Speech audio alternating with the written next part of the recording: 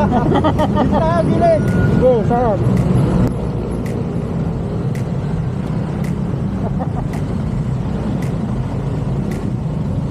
Hindi.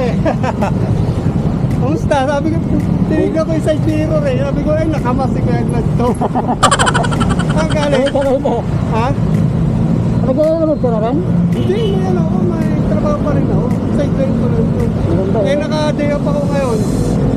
Tapos, alas 2, kumuha ko ng card ng anak ko. Pagkakuha ko ng card, diretso ako dito, biyaya ko. Eh, magsusundo ako sa asawa ko mamaya alas 13 eh. Mayaman ka yan.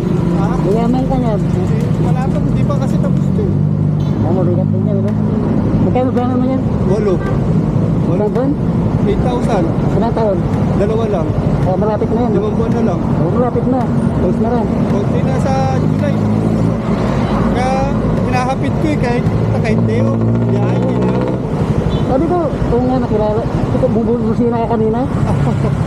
Sabi ko, nakilala ko yung checkered. Sabi ko mahilig si Kuya yung blood checkered eh. Tapos sinipat ko muna kung naka-face mask ka yung nangangasong-usong na. Ay punta si Kuya Glad to, businahan ko nga. Nabukas yan yung ano mo. Eh, bukas yan, nakatula. Hindi nakita ko yan. Oo. Pauwi ka na? Nagpawin na ako, dumadang ulit, traffic EDSA eh. Hindi ko sinasabi. Dito, dadali ko dito sa may ano. Gilid ng EDSA. Sa may gasolinahan dyan, gilid ng EDSA. Tapos ikot na lang ulit ako papunta dito. Pick up ka yan? Hindi, drop-off na to. Galing tong Pasig dito sa may 30th. Ano yan? Ano ka lang? Mga gamit? Oo, lalamog lang. Hindi ako nag-ano, yung Pagkain? mugit, ampas. Yung mana yung pagtao. Na single booking lang kasi. Eh dito kasi kahit ilang booking ko pwede. Na, Sige ka, Glad, tara.